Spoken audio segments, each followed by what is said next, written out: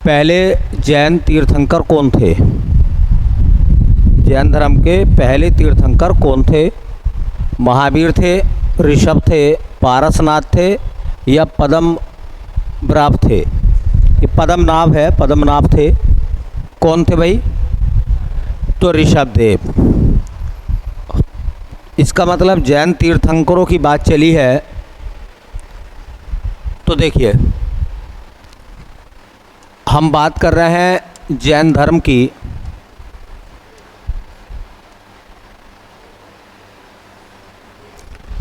आपको पता होगा कि कुल जैन तीर्थंकर कितने थे? 24। तो कुल जैन तीर्थंकर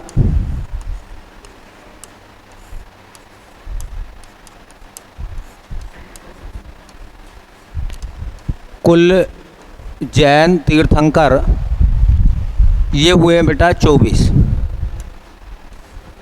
एक तो ये याद रखना है। एक दूसरा, प्रथम जैन तीर्थंकर, प्रथम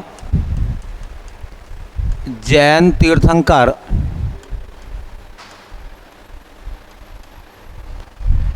जैन धर्म के पहले तीर्थंकर कौन हुए हैं? तो ऋषभदेव,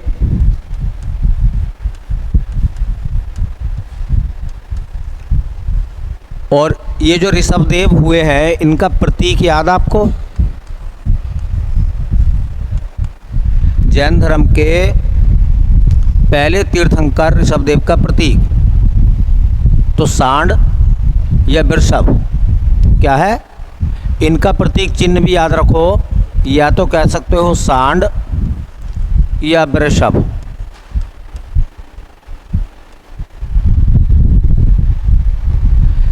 ऐसे देखो, 23वें तीर्थंकर याद रखने होते हैं। 23वें तीर्थंकर, तो जैन धर्म के 23वें तीर्थंकर का नाम है पार्श्वनाथ। और पार्श्वनाथ का प्रतीक क्या है? उनका चिन्ह बेटा सर्प, मतलब सांप। और जैन धर्म के 24वें व अंतिम तीर्थंकर,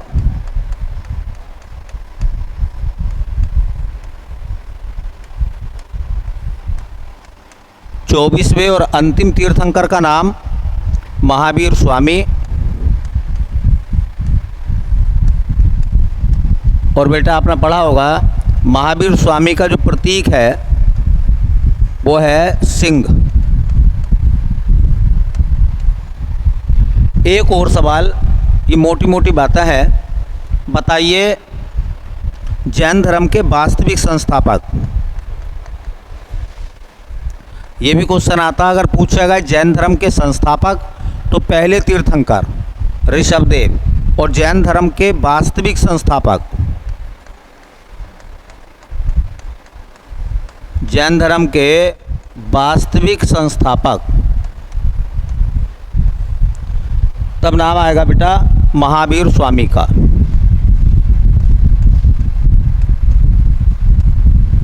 महावीर स्वामी,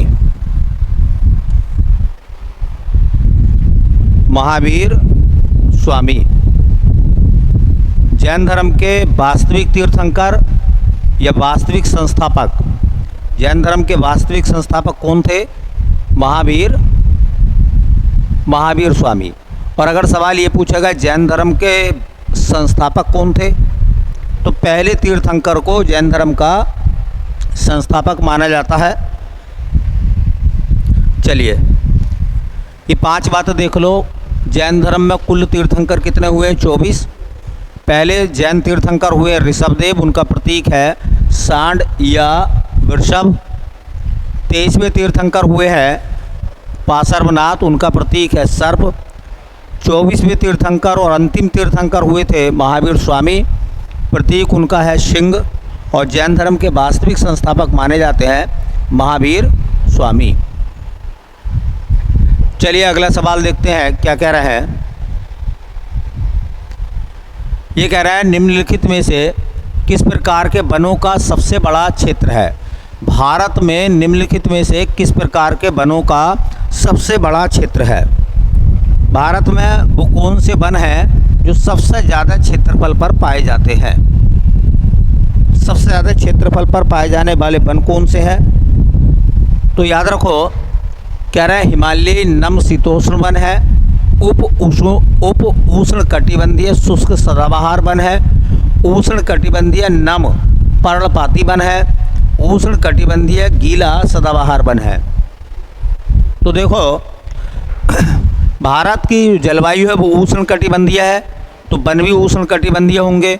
अब ये नम है, नम का मतलब होता आर्द्र, आर्द्रता जहाँ होती है वहाँ नमी होती है, तो आर्द्र पर्णपाती वन, ये जो वन है ये भारत में सबसे ज़्यादा क्षेत्रफल पर फैले हुए हैं। कौन से वन भैया? उष्ण कटिबंधीय नम, उष्ण कटिबंधीय नम पर्णपाती वन। दो बातें इनके बारे में नोट कर लीजिए। पहली बात, ये भारत में सर्वाधिक क्षेत्रफल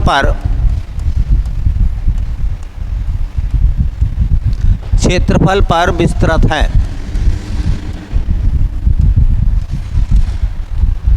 मतलब भारत में सबसे ज़्यादा क्षेत्रफल पर फैले हुए हैं ये। दूसरी बात याद रखना, इन्हें मानसूनी वन भी कहते हैं।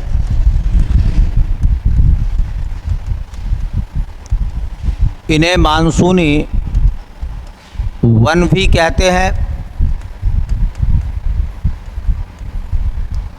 अच्छे पर्णपाती हैं, एक विशेष मौसम में चलकर अपने पत्ते गिरा देते हैं।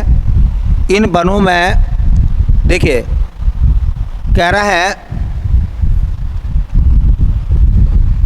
ये बहुत ज़्यादा घने हैं, तो इनकी कटाई भी बहुत ज़्यादा हुई है। लोगों ने इन वनों को खूब काटा है। कहते हैं कि अधिक सघनता के कारण,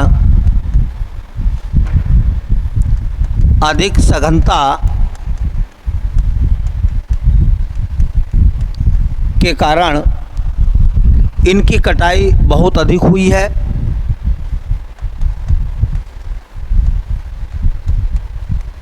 इनकी कटाई बहुत अधिक हुई है। मतलब सबसे ज़्यादा कौन से वन काटे गए हैं? तो उष्ण कटिबंधीय नम या आर्द्र पर्णपाती वन।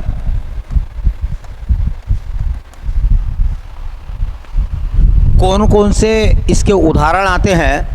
इन वनों के उदाहरण क्या हैं? एग्जाम्पल के तौर पर कौन कौन से पौधे आते हैं, पेड़ आते हैं इसमें? सागवान, साल,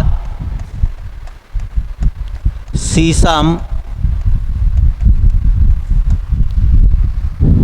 आंवला, ETC कर सकते हैं आप। तो चार बातें आपको याद रखनी है। भारत में सर्वाधिक क्षेत्रफल पर जो वन फैले हुए हैं उन वनों का नाम क्या है? उष्ण कटिबंधीय नम या आर्द्र पर्णपाती वन। किन वनों को मानसूनी वन कहा गया है?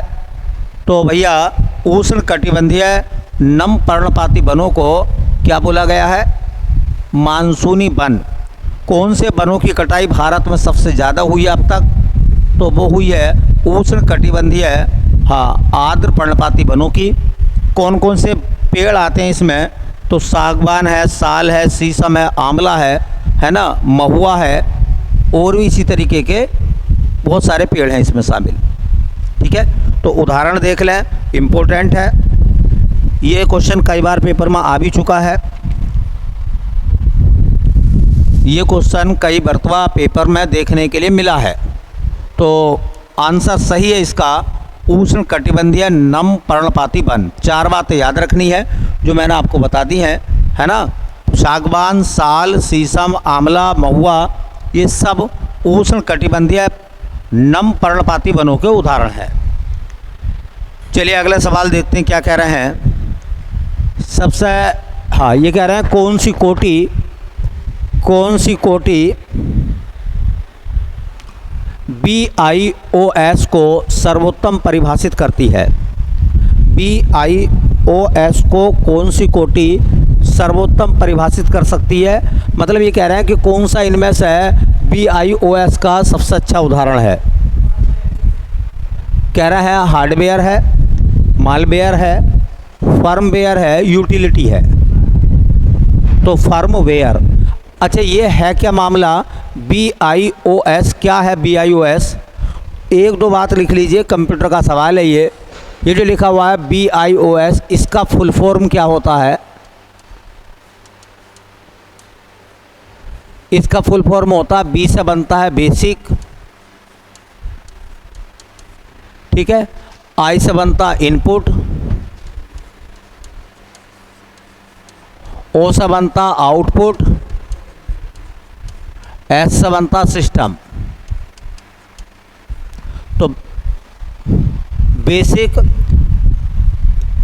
Basic input output system.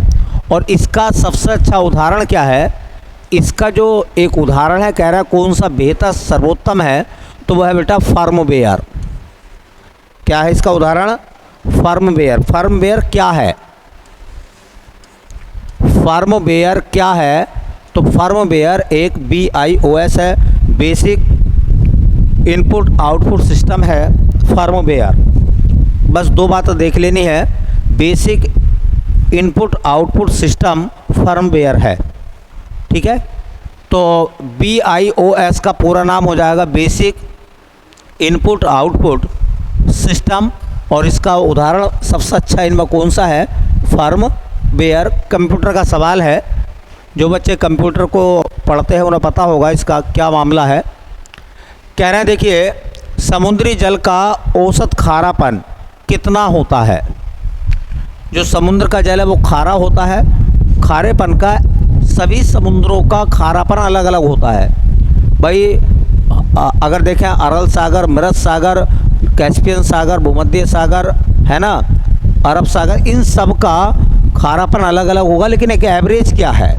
सभी समुद्रों के खारेपन का औसतन अनुपात कितना है, औसतन मान कितना है? तो 2.5% है, 3% है, 3.5% है, या फिर 4% है। तो सही आंसर है इसमें 3.5%। दो बातें नोट कर लीजिए, समुद्री जल का औसत खारापन, समुद्री जल का औसत खारापन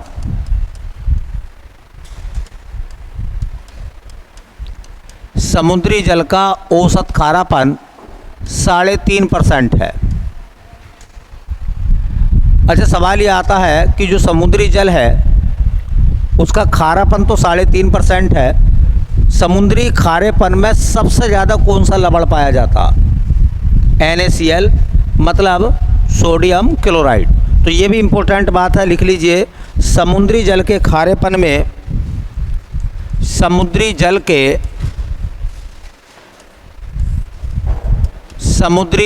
के खारेपन में सर्वाधिक पाया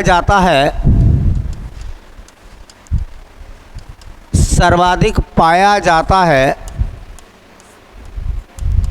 सबसे ज़्यादा क्या पाया जाता भाई? तो सोडियम क्लोराइड। सोडियम क्लोराइड पाया जाता है, और सोडियम क्लोराइड को हम साधारण नमक मतलब NaCl कहते हैं, या साधारण नमक कहते हैं। तो समुद्र का जो खारापन है उसमें सबसे ज़्यादा क्या पाया जाता है? तो पाया जाता सोडियम क्लोराइड। अच्छा बताओ, सबसे ज़्यादा लवणता वाला सागर कौन सा है? सबसे ज़्यादा लवणता किस सागर की है? किस समुद्र का जल सबसे ज़्यादा खारा है? तो वो है मृत सागर, डेड सी, ठीक है। और सबसे ज़्यादा लवणता वाली झील कौन सी है? तुर्की की वान झील। तो दो बात और नोट कर लीजिए। देखिए, सर्वाधिक लवणता वाला, सैलिनिटी कहते हैं, सर्वाधिक लवणता वाला सागर तो इसका नाम आएगा बेटा, सबसे ज़्यादा लवणता वाला सागर जो है वो है मृत सागर। मृत सागर को डेड सी बोलते हैं। और सबसे ज़्यादा लवणता वाली झील, सर्वाधिक लवणता वाली झील, तो सबसे ज़्यादा लवणता वाली झील जो है वो है बोन झील। और बेटा बोन झील कहाँ की है? तुर्की की। तुर्की की बोन झील की लवणता सबसे ज़्यादा है 330 प्रति हज़ार। और जो मृत सागर है उसकी लवणता है 250 प्रति हज़ार लगभग। ठीक है, चलिए अगला क्वेश्चन देखते हैं। अगले क्वेश्चन में क्या बोल रहे हैं हमसे? अगले क्वेश्चन में कुछ इस तरीके की बात पूछी गई है कि निम्नलिखित में से एक गैर योजना व्यय का सबसे महत्वपूर्ण आइटम कौन सा है? आइटम मीन्स यहाँ है उदाहरण। इसका मतलब ये समझिए उदाहरण। तो निम्नलिखित में से गैर योजना व्यय का सबसे अच्छा उदाहरण कौन सा है इनमें से? तो गैर योजना व्यय का सबसे अच्छा उदाहरण ब्याज का भुगतान है, रक्षा व्यय है, उर्वरक सब्सिडी है, या सार्वजनिक उद्यमों के लिए ऋण है। तो कौन सा सबसे अच्छा उदाहरण है इसका? तो देखो अब मैं आपको बताऊंगा। पहले ये समझिए कि गैर योजना व्यय कहते किसे हैं। गैर योजना व्यय किसे कहते हैं? ऐसे सभी खर्च जो किसी भी पदार्थ के उत्पादन में इस्तेमाल नहीं होते, किसी भी पदार्थ के उत्पादन में इस्तेमाल ना होने वाला खर्च क्या कहलाता है? गैर योजना व्यय कहलाता है। और किसी भी पदार्थ के उत्पादन पर होने वाला खर्च, बोलो क्या कहलाता है? योजनागत व्यय कहलाता है। तो व्यय दो प्रकार के होते हैं, एक गैर योजनागत व्यय और एक योजनागत व्यय। ठीक है, तो ऐसे सभी खर्च जिनका इस्तेमाल हम करते तो हैं लेकिन उनका उत्पादन में कोई योगदान नहीं होता। ठीक है, जैसे मान लीजिए आप खेती करते हैं तो खेती करने के लिए आप खेती के लिए बीज खरीदेंगे, उसका योगदान है उत्पादन में। खाद खरीदेंगे, कीटनाशक खरीदेंगे, उनका उत्पादन में क्या है? योगदान है। वो सब योजनागत है। लेकिन ऐसा खर्चा जिसका उत्पादन में कोई योगदान ना हो उसे हम क्या बोलेंगे? गैर योजनागत व्यय। और उसका सबसे अच्छा उदाहरण क्या है? ब्याज का भुगतान। देखिए लिखेंगे इसमें एक बात, सरकार द्वारा गैर उत्पादक क्षेत्रों पर, सरकार द्वारा गैर उत्पादक क्षेत्रों पर, गैर उत्पादक क्षेत्रों पर जो व्यय किया जाता है, जो व्यय किया जाता है उसे गैर योजनागत व्यय,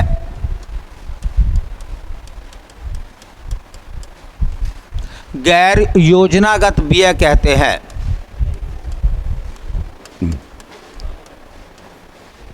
क्या क्या उदाहरण इसमें शामिल होंगे? सरकार के गैर योजनागत व्यय में सबसे बड़ा उदाहरण है सरकार का, वो है भैया ब्याज का भुगतान।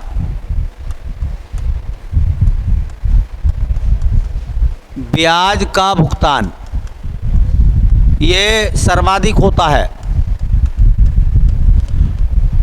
तो कोई तुमसे पूछेगा कि सरकार का गैर योजनागत व्यय में सबसे बड़ा योगदान किसका है? तो किसका आएगा बेटा? ब्याज का भुगतान। और क्या क्या होंगे? जैसे वेतन देना, पेंशन देना, जैसे ऋण देना,